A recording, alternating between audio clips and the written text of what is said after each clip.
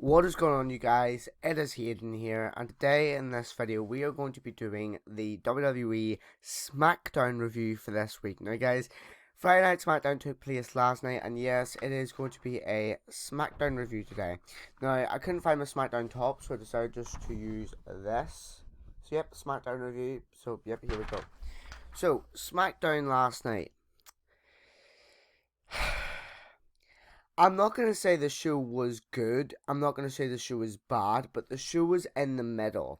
So the first thing we had on SmackDown last night was we had the New Day and the Usos. They had this talking segment in the ring, talking promo, just saying how how the Usos and the New Day have had so many matches in the past and all, and how that and blah blah blah blah blah, putting the division on notice. And then we got the Usos and the New Day versus Miz, John Morrison, Dolph Ziggler, and Robert Roode. I can't lie, I didn't like the planning of this match. I thought to myself, whenever I saw this match being planned the night before, on Thursday, I was like, if they're going to have an 8-man tag team, that 8-man tag team could really, really easily be put into a fatal 4-way tag team championship match. Get some excitement into the night rather than have an 8-man tag team match starting off the night with no purpose to it. But anyway, so one of the Usos super kicked Robert Roode and won the match for the New Day and won the match and everything. After that, we go backstage and we see that Tucker Knight is talking to Mandy Rose and Sonya Deville. Tucker says, blah, blah, blah, blah, blah. My Otis is very angry, upset, why? And basically, Mandy wants to explain herself to Tucker, but it doesn't go her way because Tucker just doesn't want to hear it. So, I understand that.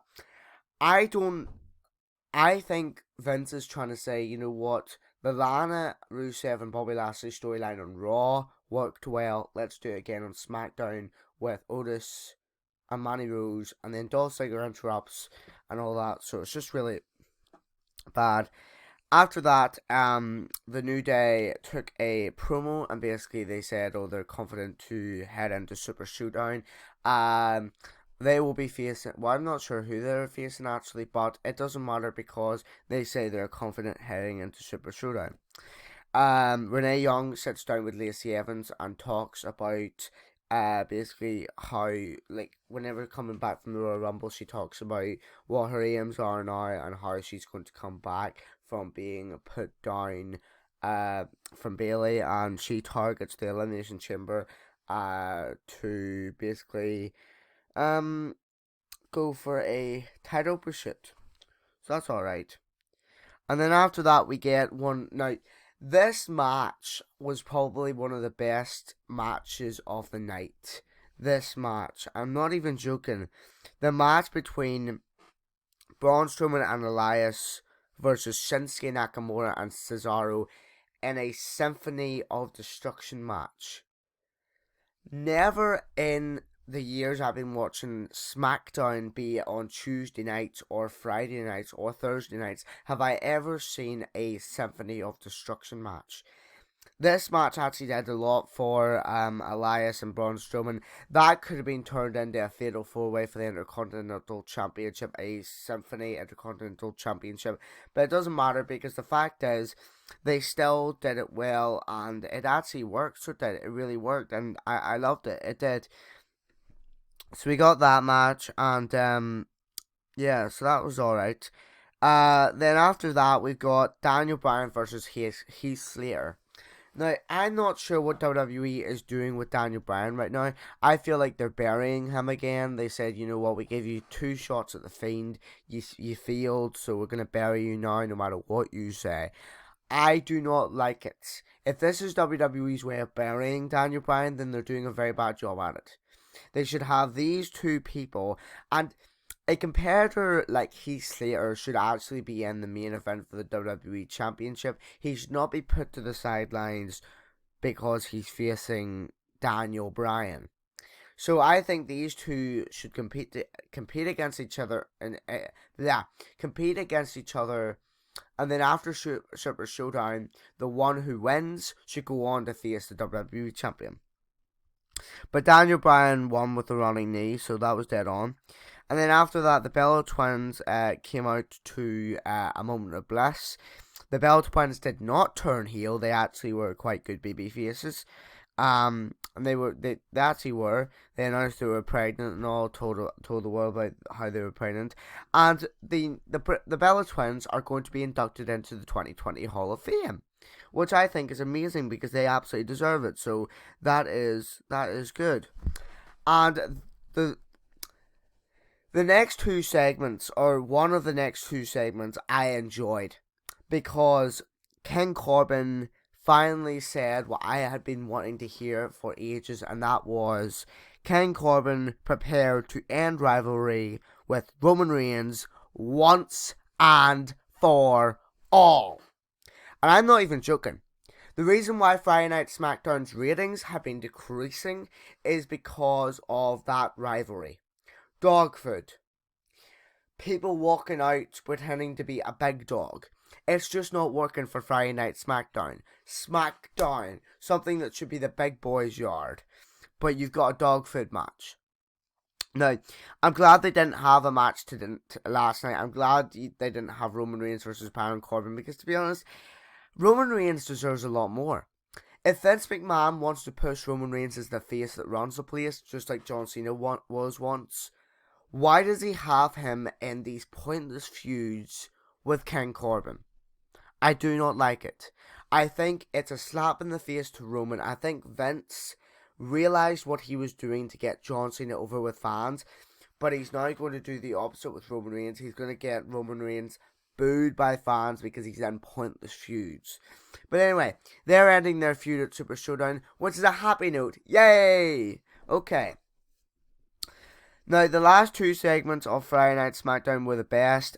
Basically, I'm going to leave the best to last. So, Sheamus comes out. He is doing his wee, normal black place, his big red hair. And he says that he is setting his eyes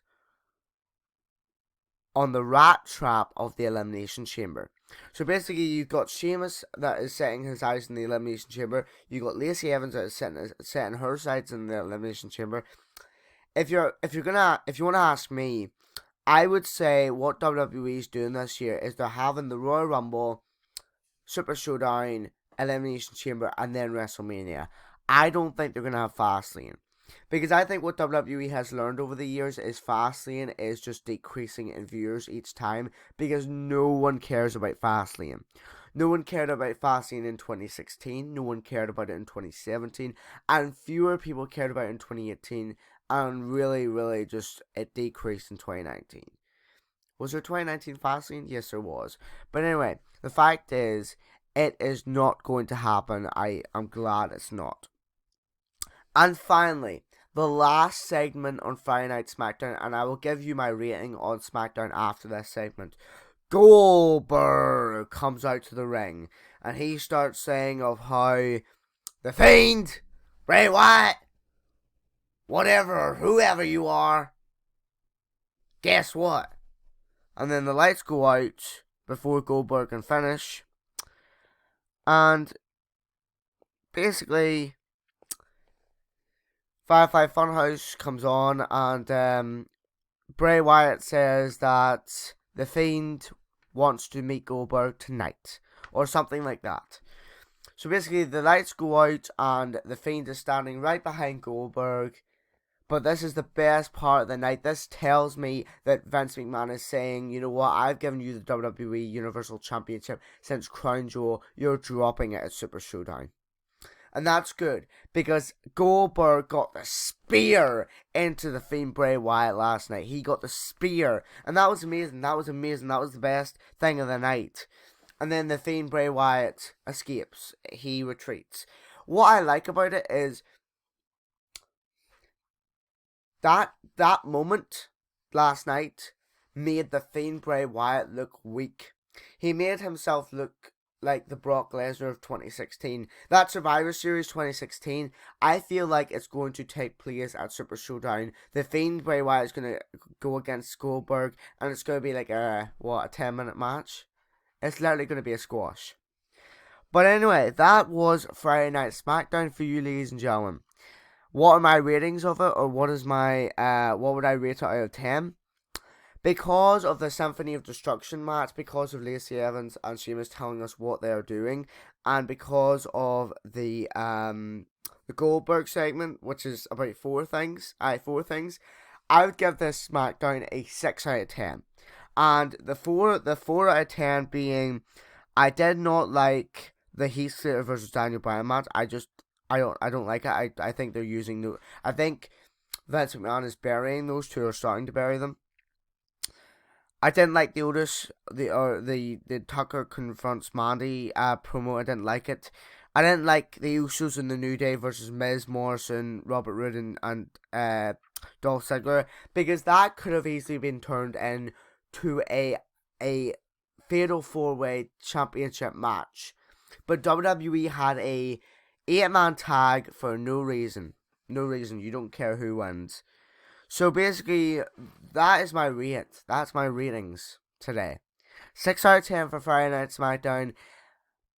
Only 4 less, but quite a good show anyway. It was actually quite a good show. I really enjoyed it. So the best segments of that were the Symphony of Destruction, Lacey Evans, Sheamus, the Bell Twins, the Fiend Bray Wyatt, and Corbin finally saying that he is leaving this rivalry, because I hate the rivalry.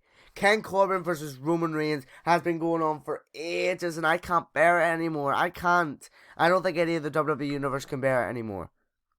So thank you guys so much for watching this episode of, well, I'm still trying to figure out the series name, or what I'm going to call it, but just for now we'll say, just for now we'll say Friday Night SmackDown review. But yeah. So that was your Friday Night SmackDown review for this week. Yeah. Are you ready for a good time? Yeah. Right, thank you guys so much for watching, and I'll see you all in the next video, which will be on Raw this Monday. Peace.